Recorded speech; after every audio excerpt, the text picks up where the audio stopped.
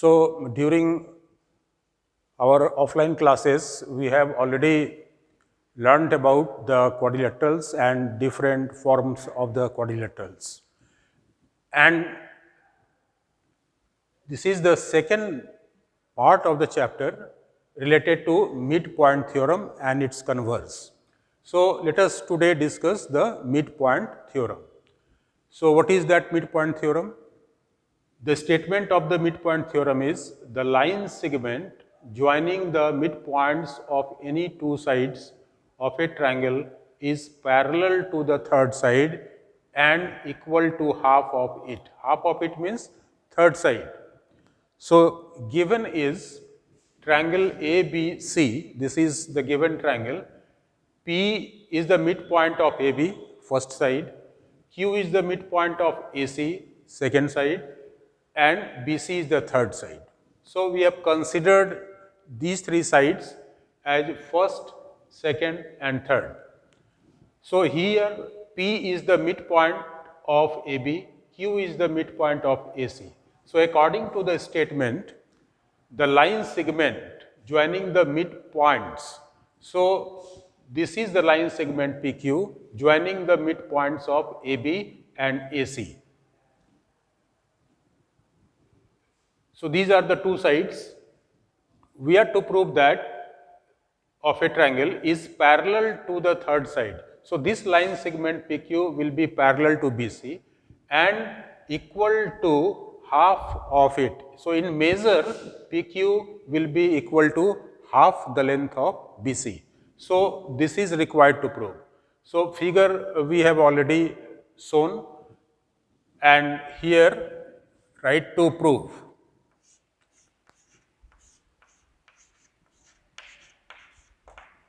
After the statement, in any theorem, we have to draw the figure, then after that to prove what is required to prove in the given figure. So we have to prove that number one, PQ, that line segment, is parallel to the third side BC, and second one, this length PQ in terms of the measure of PQ is equal to half the length of BC. So this is the statement of the whole theorem. So in a given triangle, if we join the midpoints of two sides, that line segment PQ will be parallel to BC, and second part is PQ is equal to half of BC. So this is required to prove. Next is the construction. If any construction for proving a theorem, if it is required, we have to write that construction. If it is not required, it's well and good. We'll omit that or leave that step. So here construction, little bit construction is required. What is that construction? Produce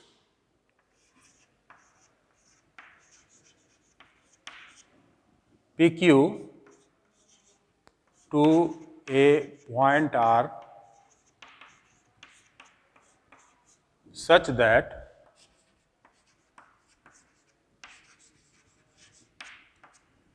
PQ equal to QR. So we shall, after this line segment, PQ is already drawn, that line segment is to be produced. So here line segment is produced in this way, that PQ equal to QR. So PQ equal to QR.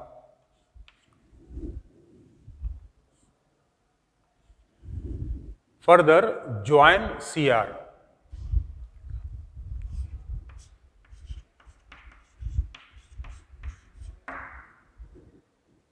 So if we consider now in proof, these two triangles, they are already congruent. How they are congruent? This side equal to this side, it is given. This side equal to this side, it is produced. And this angle, these two are the vertically opposite angle. So in proof, we shall first show the congruency of the triangle, two triangles. Now proof.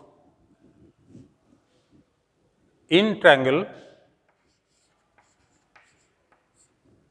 APQ and triangle APQ CQR. So this triangle APQ is taken and then CQR. So how shall we show that they are congruent? AQ equal to, right, AQ equal to QC. It is already given midpoint. Q is the midpoint of AC. PQ equal to QR. Why they are equal? By construction. We have already constructed by construction. And angle AQP equal to angle CQR. They are vertically opposite angle, or we can write vertical angles.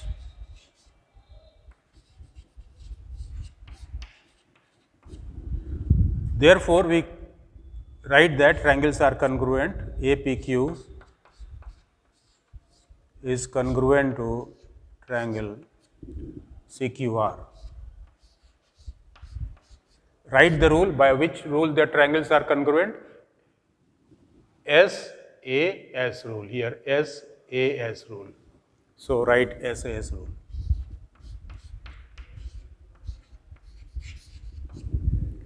This implies by CPCT we can write AP equal to CR.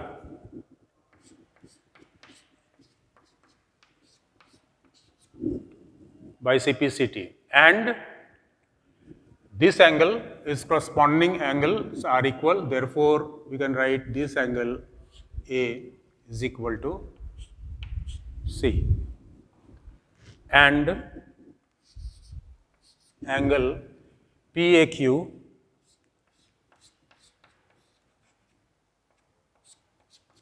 equal to PAQ RCQ.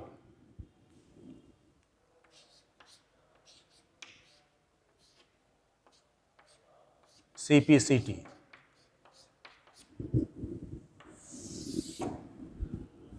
So now after showing the congruency, the corresponding parts are equal.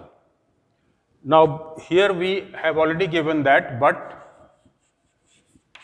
AP equal to PB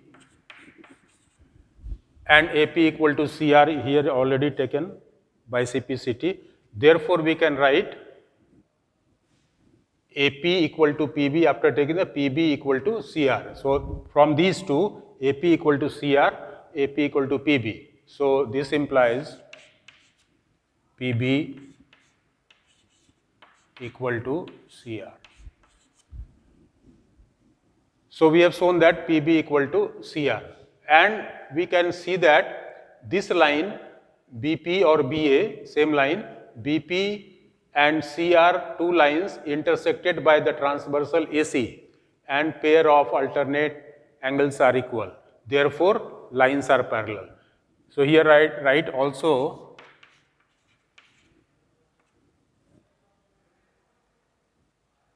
AB and CR or RC, right? AB and RC are intersected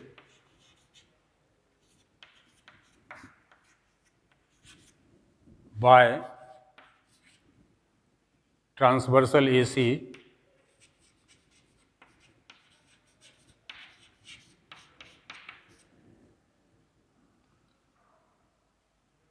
and pair of alternate interior angles PAQ equal to RCQ. So BA or BP is parallel to PB is parallel to CR. As alternate interior angles are equal, therefore lines will be parallel. Now in quadrilateral,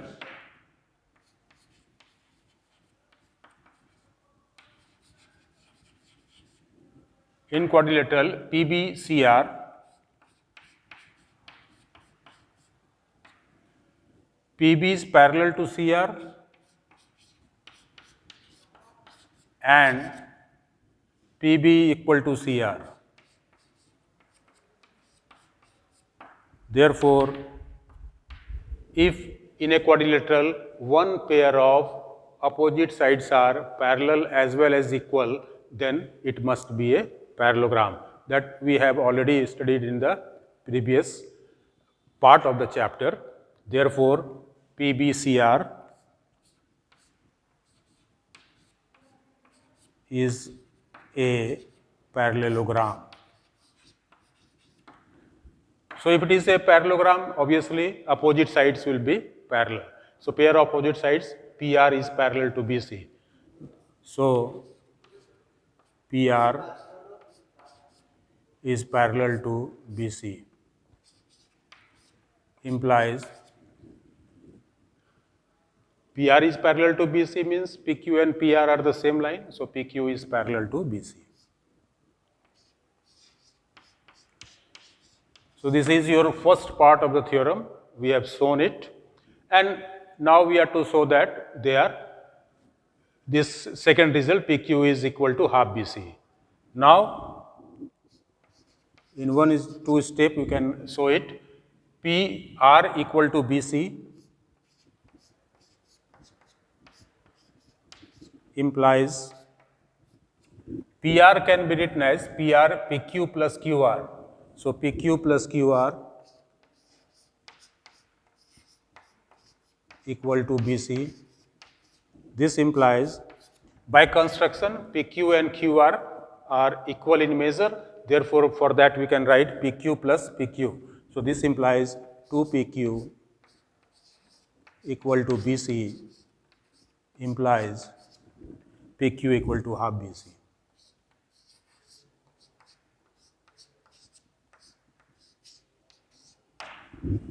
So this is your first part, that is parallel, PQ is parallel to BC. First part we have shown that, and here PQ is equal to half BC, that is second part we have shown. This is the entire derivation of the theorem.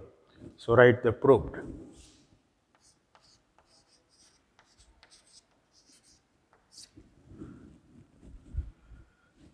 Now after this, one more theorem is there which is known as converse of midpoint theorem. So during our online class, we shall discuss this, will show you, and after that, in case of any doubt, we shall discuss it at that time, and after that, we shall try to cover the converse of midpoint theorem. So thank you.